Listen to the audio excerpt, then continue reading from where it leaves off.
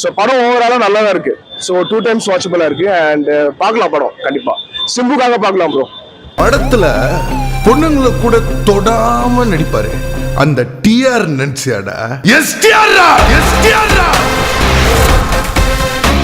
படம் வந்து பேருக்கு ஏற்ற மாதிரி தக்கிங்கா இருக்கு ப்ரோ. ஸோ சிம்புவோட போர்ஷன் எல்லாமே பக்காவா செம்மையா இருக்கு. அது அந்த ஃபைட் செக்வன்ஸ் பாத்தீங்கன்னா பயங்கரமா இருக்கு, ஹாலிவுட் ரேஞ்சுக்கு இருக்கு. இந்த ஓவர் பெர்ஃபார்மன்ஸ் பண்ண கொன்னுடுவேன். ஸோ இது சரியான கம்பேக்.